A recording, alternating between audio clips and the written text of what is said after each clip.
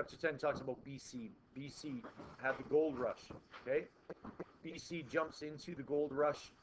If we promise you that there's a very good chance you could find gold, there's a lot of people that are going to run off and go and try to find gold. Okay?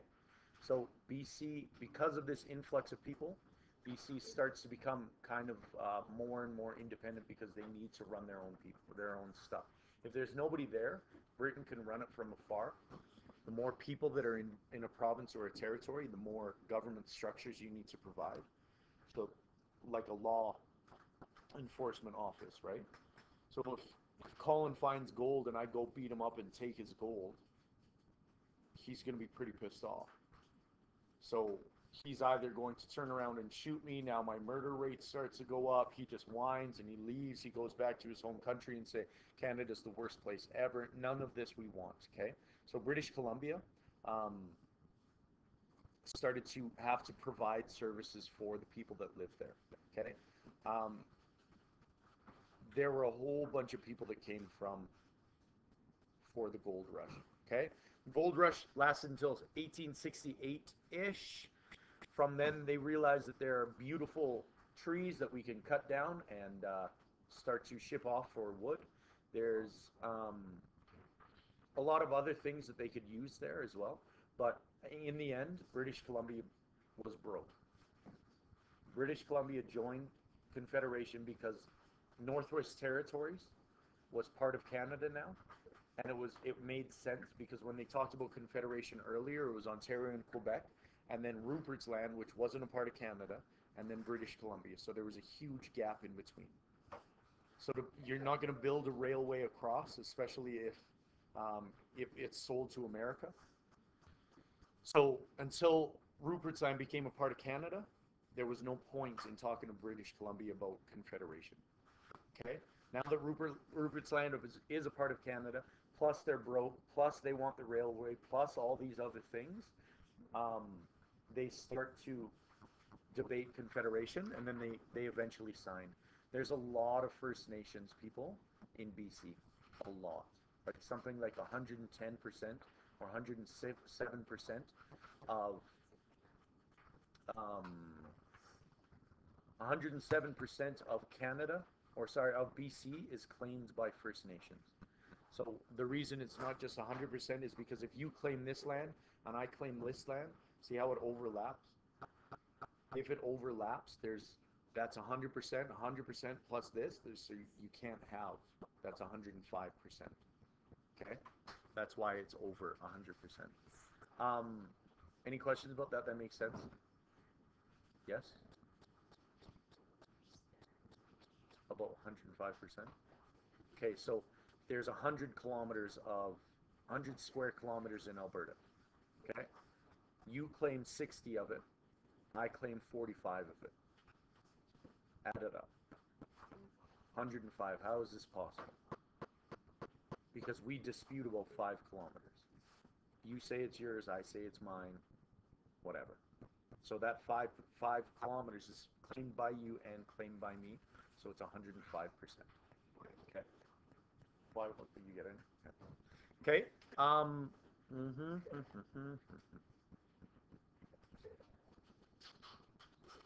That's like 15 pages here, it feels like. PEI on page 227. Prince Edward Island was a part of the original discussions. Ladies, put it away. Lady, I guess. Sorry. Okay, PEI was far away, but they were broke. Okay? There are a whole bunch of what's called absentee landowners. So they own the land, they rent it to farmers, they rent it to people, but all these landowners live in Britain. Okay? They don't live in PEI. So when they ask PEI if you want to join Canada, all these absentee landowners, it's in their best interest if Canada doesn't join or PEI doesn't join Canada because it doesn't help them at all. It's way easier for a British citizen to own British land instead of British citizens to own Canadian land. Okay, so they don't want they don't want to join Canada. Okay. The government PEI decided to build a railway across the island and argued that a railway could provide jobs. Railway obviously is a good addition, okay, but it's expensive. It's very, very, very expensive. So um, Canada stepped in and started to pay for it. They gave them security as well. Britain wanted to rid itself of the cost of running the colony. Canada worried that Americans secretly planned to take over the island.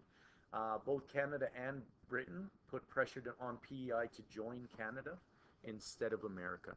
Okay, instead of just having another stronghold of America, because we're still really worried about Canada being taken over by America. We are until like the 1900s-ish. Page 229, it starts talking about this. Pay the province an annual sum of money, take over the cost of building the railway, provide year-round steamboat service between the island and the mainland, gave PEI 6 MPs in the House of Commons, which is high in relation to the number of people represented, okay? And buy back the land from the absentee landowners in Britain. The delegates put the deal. Delegates put the deal to a vote, okay? And to vote, you had to be in PEI. That's something they don't stress here, where all these absentee landowners would have to go from Britain all the way back to PEI to make this vote instead of voting from Britain. So they had to, it was harder for them to make the vote, and they were going to get money for their land anyways, okay? So they just kind of, not enough of them showed up, so they bought back these absentee landowner lands, okay? Railway, they were broke. Security, absentee landowners in PEI. BC, they were broke. It made sense for them to join. They joined. 2 new provinces in the west, Alberta and Saskatchewan. Okay, province owns its lands, while the territory does not. So Northwest Territory, who owns that land? Who owns the Yukon? Canada. Okay, who owns Alberta? Alberta. See the difference? Whoa. Who owns PEI? Who owns none of it? Canada. You see the difference? You see how territories are not as big? They don't have the population needed to support. So they're a territory and they're a province, but they're not really a province. Okay, it's a really fine line. Okay, so the discussion was one province or two, which is talked about on page 233.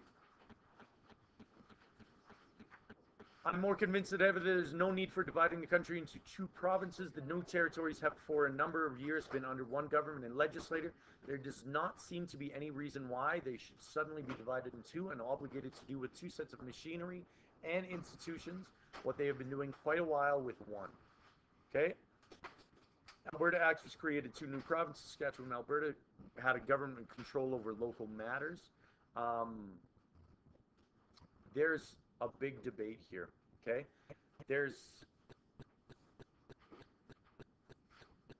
Saskatchewan and Alberta were very, very, very, very, very similar, okay? But different enough that it was a huge landmass.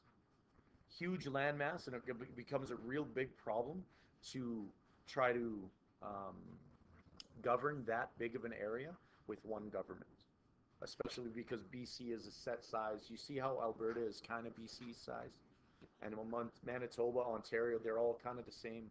Not Ontario and Quebec, but they're special. Okay, but those prairie provinces are kind of, here it is. This is your set amount of land, and it's roughly the same across the board. Okay, so Alberta and Saskatchewan, if you look down, there's a straight line drawn right down the province. Correct? That's because when they looked at it, they're like, okay, right here. And they cut it. They used scissors and just cut it right there. They actually used latitude, latitude. Okay? Longitude. Anyways, one of the two. And they just picked one and said, that's that, right there. And they did that for Manitoba and Quebec as well. Or sorry, Manitoba and Saskatchewan as well. Okay. There are different minority rights. The third issue that had to be settled before the deal, the minority education. Um, do you remember when people settled the West? There were French people that eventually came, even though Clifford Sifton and the national policy didn't want them there. They came anyways. Okay? So there are a whole bunch of French people, there are a whole bunch of Catholic people, a whole bunch of Protestant people. Should the Protestants be forced to go to Catholic school? No. Should Catholics be forced to go to a Protestant school? No. So you have a choice. Do your parents pay extraordinary amounts of money for you to get a Catholic education? No. This is public. Okay? In Ontario, you can't go to a Catholic school that's a public school. There are no such things. If you want to do a faith-based religion or faith-based education, you have to go to a private school. Does that make sense? In Ontario?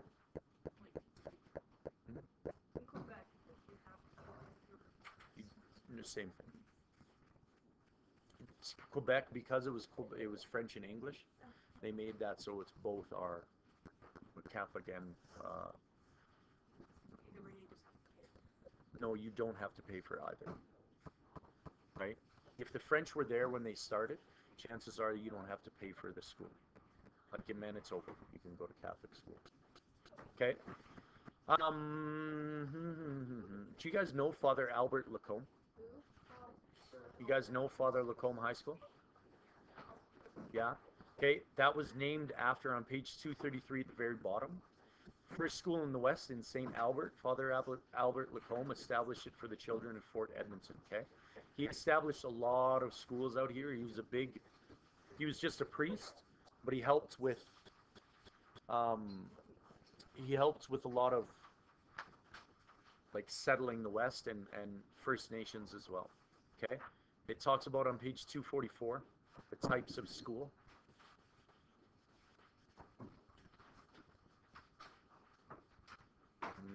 244. 244. Okay. It talks about French schools as well. So Wilfrid Laurier, who was a French prime minister, okay? Canada's French prime minister. If you're going to be here, work, don't talk.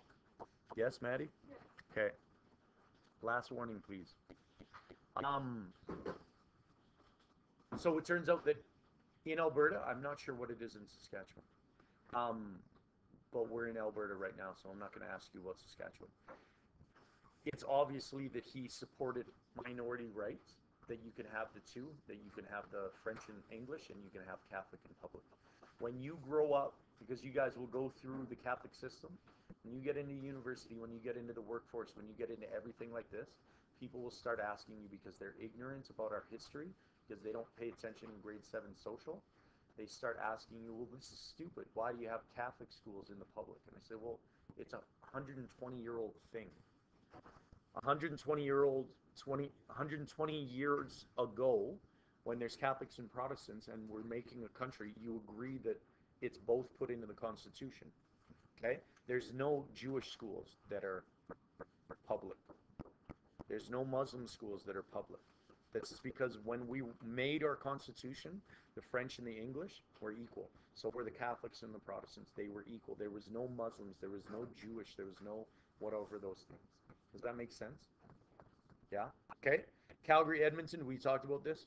This is just kind of equality, right? Okay. And then First Nations, it talks about reserves. And in chapter 12, we go over this more. But reserves, we have a crazy policy of assimilation where we try to break these First Nations of being First Nations. Okay. It gets really, really, really bad where we pick them up in gunboats. If you guys were playing in the field right here, so your 10-year-old brother and you when you're 6 or 5, and you're playing here, imagine if an SUV came through, knocked down the gate, threw you into the back of the SUV, and then or the Humvee, and then drove you off to a school, and your parents didn't see you for another 10 months. Okay? After 10 months, you were whipped, you were beaten, you were electrocuted, your testicles were burned, Your hair was pulled out, your nose, your ears, you were raped repeatedly. Okay? If you practice your religion, if you weren't speaking Arabic or if you weren't speaking whatever, let's make up a language, Martian, if you weren't following the Martian rules, if you weren't speaking Martian and if you weren't following the Martian religion, okay, if you went back, if you wore a cross, you get beat. Okay? Kids were kicked downstairs. A 5-year-old would be at the top of the stairs, and a nun would kick him. And a nun, yes, because this was done by nuns and priests. This was not done by awful people. This is done by the church, the Catholic Church, okay, and the Protestant Church, and the Christian Church. Kick them down flights of stairs and break their neck. Okay, they would kill these kids all the time, and they would just kind of bury them out back. Nobody would talk about it. So after 10 months of that, you're dropped off back at your house, and 2 months later, you're picked up again because you have to go to school. And if you don't go to school, we will come and find this, and there's a Humvee that will drive through gates and pick you up and take you to the school. Okay? That's the residential schools that Canada is. It's systematic genocide. Do they still have them? They were finally closed in like 93, maybe 97. I want to know more. Okay? So, Newfoundland, Labrador. What do you think happened? They were broke. Why did PE join? PI? They were broke. Why did BC join? They were broke. Why did Newfoundland join? They were broke. Makes sense? There are other issues around this, but it just made sense for them to join. Okay? The train, the railway, obviously, they're broke, all that stuff. No questions?